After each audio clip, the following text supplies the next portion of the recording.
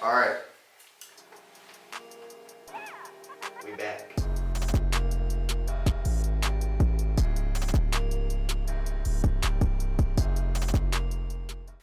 After like 2 months of me not uploading.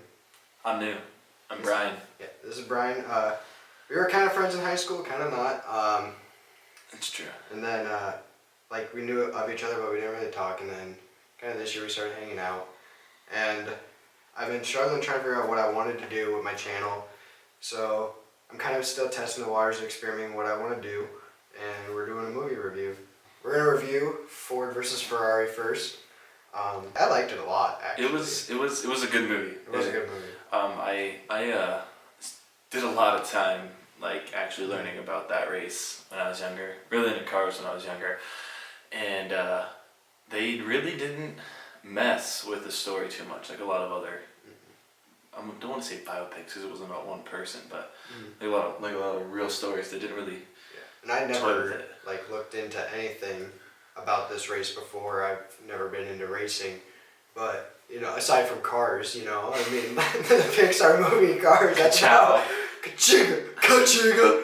It's got Christian Bale and Matt Damon. Anything you put Christian Bale in, he does great with. I mean. Yeah, and then John Berthel. Yeah, it's got John Berthel in it, and it's like he's not huge in the movie, but he plays a lot different of a character than I'm used to seeing him play. Yeah, and it was a really good role for him. He played a businessman. Like I remember when he freaking walks on the screen, and I'm like looking at him, and I'm like, dude, he's clean.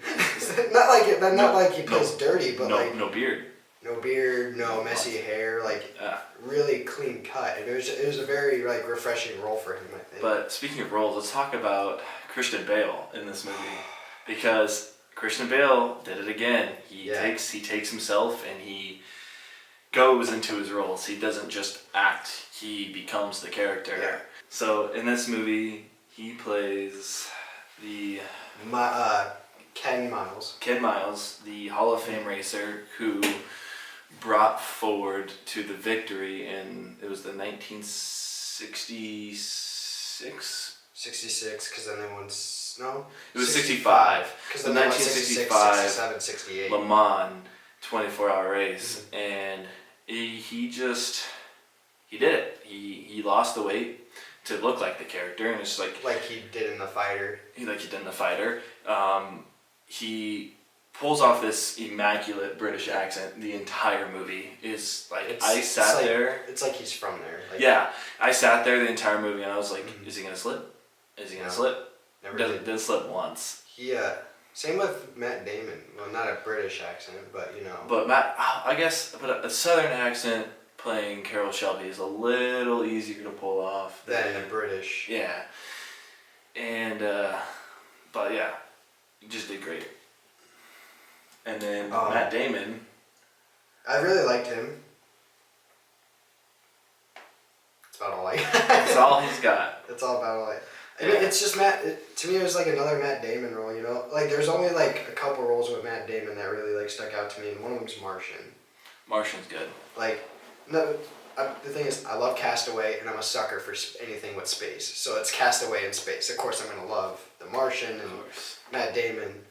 He was also discussing how much he really likes the movie Downsizing before we started filming today. Fuck that movie. No, we were discussing that movie, just Matt Damon roles, and we gotta say, Matt Damon, it wasn't so good, buddy. No, it was not good. As for the story of the movie, the plot, it did follow it really closely, I guess, to how it turned out, and kind of going into spoiler territory right now, but even to you were telling me about Ken's death.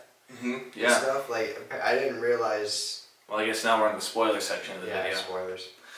But yeah, how he dies, they showed it. He was testing a car for Ford, and I think it was 3 months after the Le Mans win, and the brakes failed on the car, and he crashed and died. And it's just the one thing that did get me though is that wrench. I thought it was funny, but I didn't think it was gonna play into the whole ending of the film when he goes back. The wrench has its own arc. Yeah, I didn't realize the wrench was gonna have its own arc. Yeah. After he said frame it, I was like, okay, it's gonna have something to do with it maybe later. Yeah. But I didn't I wouldn't have put two and two together if I would have put two and two together if I would have known that he died. Yeah. That he was going to turn around and give it to Kid, but me not knowing, it was kind of a surprise to me. Yeah, exactly. And it also shows a very, like, real side of Henry Ford the second.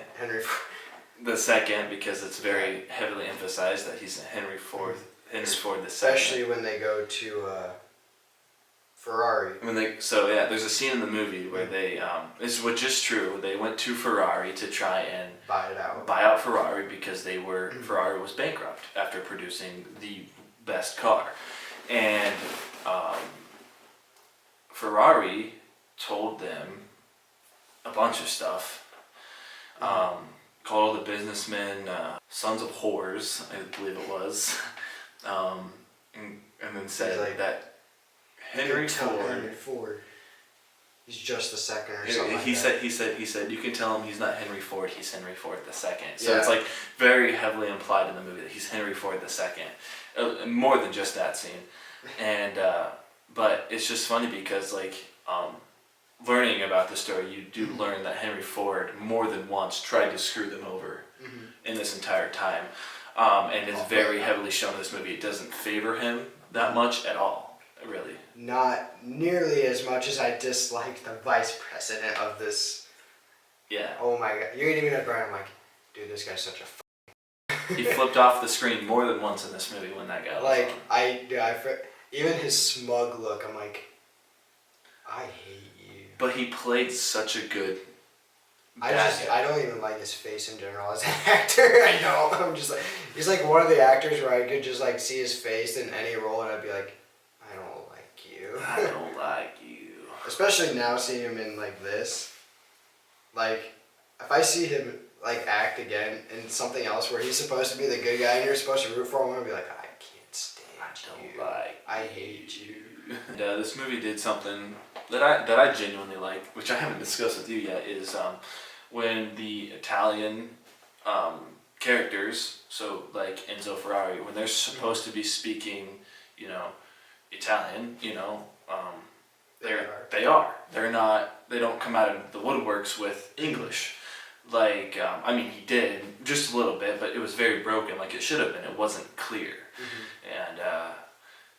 I really do enjoy that, whereas a lot of movies, they just throw in an accent with the English, and you're just supposed to assume they're speaking that language, or everybody in the movie just speaks English, which realistically, not everybody speaks English. No. There's one topic that we need to discuss about this movie that's not so good.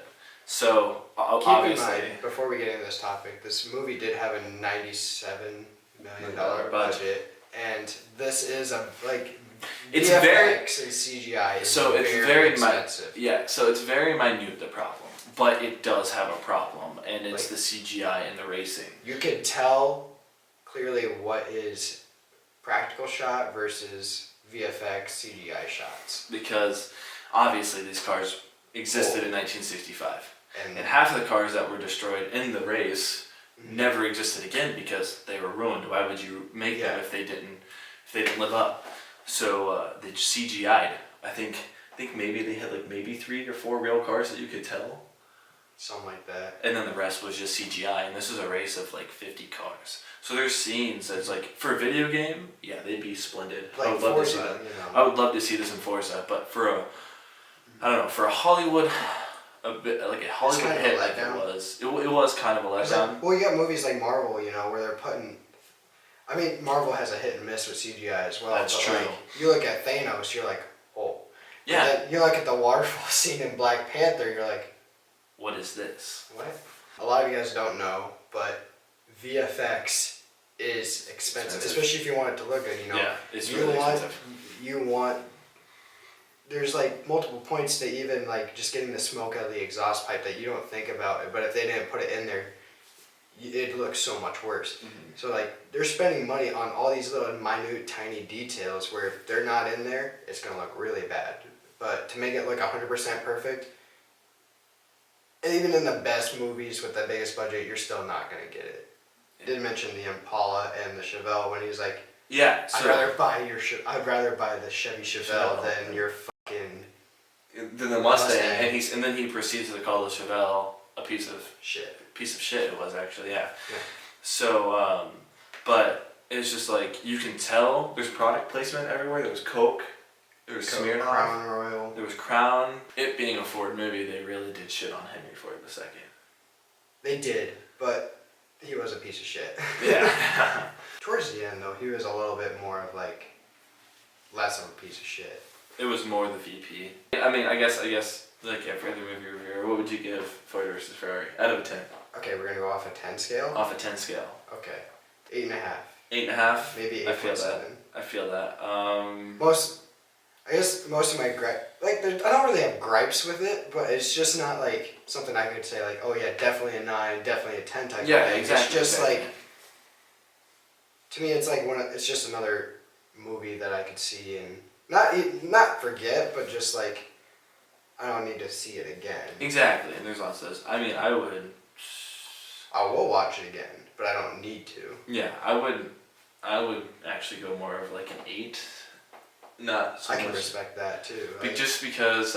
Even some people, if they were to say I give it a 7, maybe they're just not into like, the racing stuff. I can't really ever give any movie based off of like real life events a solid 10 unless it's like true to the core, and then there's proof it's true to the core. Well, that's our first movie review,